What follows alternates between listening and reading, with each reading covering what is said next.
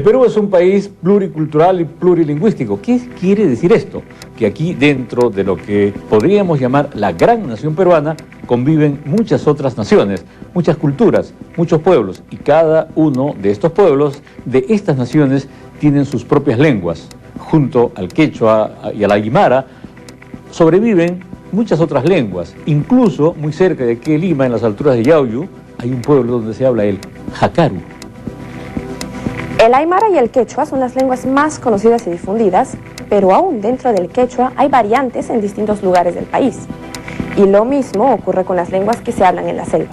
Hoy le damos una mirada cómo nos acercamos a la nueva editorial Arcabas, que inició sus actividades. La vuelta a Lima del Ballet de Londrina, Brasil, la pintura del maestro Fernando de Cislo y el comentario de Hugo Neira, entre otras cosas más, en este programa que ya comienza.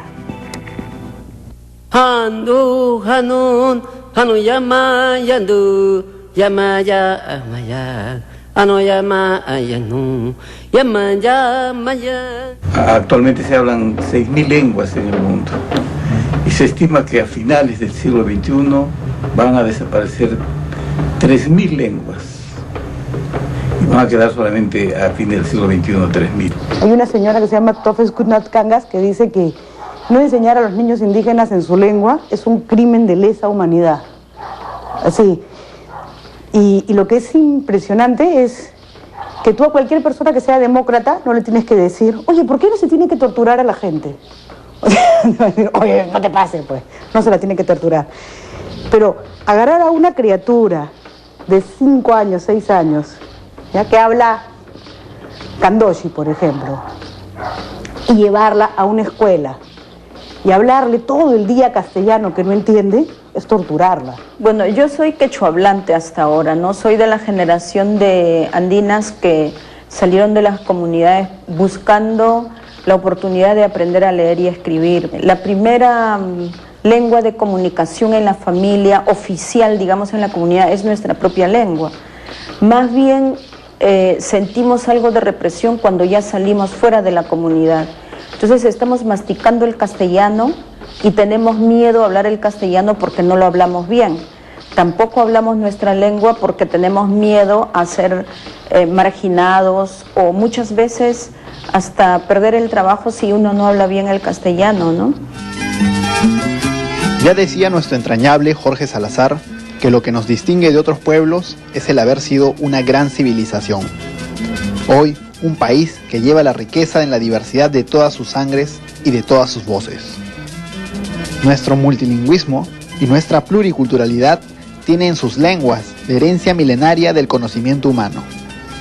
Yo hice un mapa para el Ministerio de Educación el año 2002 y allí con un recuento bien cuidadoso, tanto desde el punto de vista teórico, también de las informaciones que teníamos disponibles a ese momento, concluía que en el Perú hay más o menos 44 lenguas, incluyendo el castellano.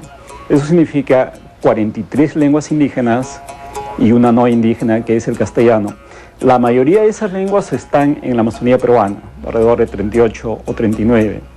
Otras 4 en los Andes. Son 44 cosmovisiones, como se suele decir, o visiones del mundo, porque cada lengua implica una visión específica del universo.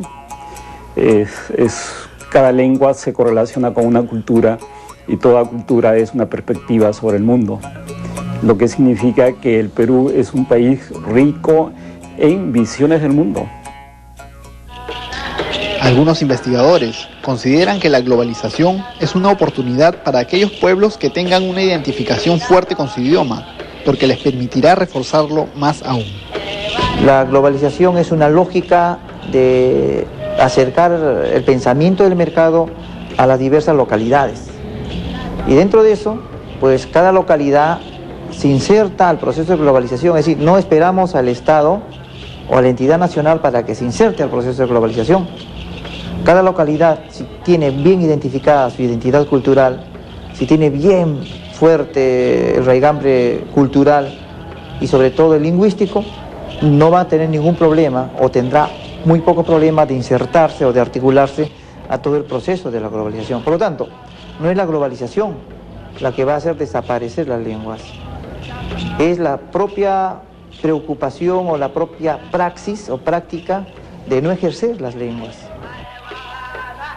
Mas este proceso globalizador no sería el primero por el que pasen las lenguas de nuestro territorio. Podemos señalar la globalización más antigua que se ha dado en el Perú, es la globalización que surge como consecuencia de la aparición de las primeras formaciones que los arqueólogos llaman estados regionales. La segunda globalización es la aparición del Imperio Incaico y de otros imperios en los Andes. La tercera globalización es la aparición de la colonia o el virreinato, y esta es la cuarta en la experiencia de los peruanos. En cada una de esas globalizaciones desaparecieron lenguas, porque eso es algo que ocurre con las globalizaciones, y determinadas lenguas se hacen más fuertes. Uno de los pilares culturales de lo que es actualmente el mundo andino es el aymara. Un pequeño juguete lírico dice Anataíta, Anataíta, suma panjarita, Ahtaíta, suma pajarita. ¿Qué significa? Blanca florecita, hazme jugar, linda y brillante florecita. Esta etnia conocida como el pueblo aymara, ¿no? Que es una etnia sumamente antigua, una etnia cuyos orígenes se pierden en la noche de los tiempos y que ha cultivado durante muchos siglos el idioma aymara. La lengua aymara, no nos olvidemos, en este momento es considerada como la lengua puente, la lengua de tránsito entre todas las lenguas. O sea, para traducir una lengua a otra lengua es necesario utilizar el aymara, por ejemplo, ¿no? El aymara le dio al mundo la domesticación de la papa, por ejemplo, ¿no? La papa es un producto originalmente de la zona circunlacustre, ¿no? El aymara le ha dado al mundo la quinoa, le ha dado al mundo la cañagua. Para ser justos y equitativos, la historia del Perú debe mucho más al aymara que al quechua. Mucho más. El tiempo del Imperio Incaico que tiene que ver con el aymara es mucho más largo que el tiempo del Imperio Incaico que tiene que ver con el quechua. O el tiempo del Imperio Incaico que tuvo que ver con el puquina. Lo que llamamos cultura andina, al final de cuentas, es más obra de esto que llamamos la lengua aymara o el pueblo aymara que de los otros pueblos. Los quechuas se van a molestar, pues, eso les dice. Que el quechua, pero me parece, por ejemplo, que en muchas zonas los quechuahablantes han asimilado las actitudes de desprecio hacia los otros como tienen los mestizos. Así como los mestizos dicen el quechua o las lenguas indígenas no valen, los quechos más o menos me parece que tienen la idea de que las lenguas andinas, amazónicas, están en menor estatus. Y por ejemplo también en la selva, siempre la cuestión de la lengua, porque la discriminación nunca es a la lengua. O sea, yo no discrimino una lengua, discrimino lo que la lengua representa, ¿no? Entonces, por ejemplo, con los aguarunas, que son más fuertes que los chayahuitas, creo que también se da, que también el aguaruna cree que su lengua es más importante que la chahui, ¿no? O sea, siempre se dan estos. Frente a esta gran población de hablantes de aymara en expansión, se encuentra la agonizante lengua jakaru, que se habla en Tupe, en la Sierra de Lima.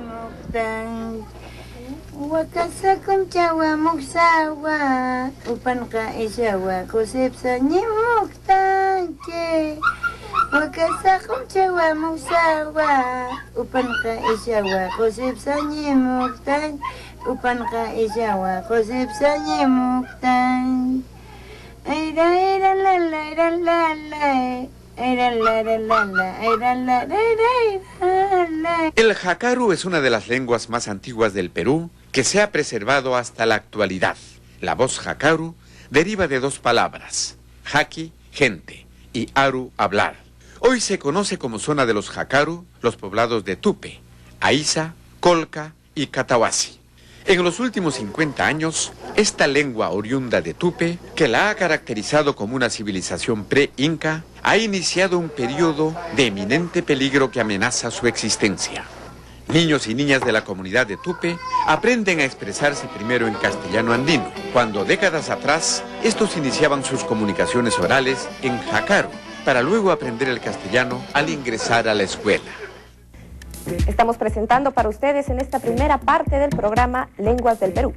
Vamos a un corte comercial y volveremos con la segunda parte de este informe.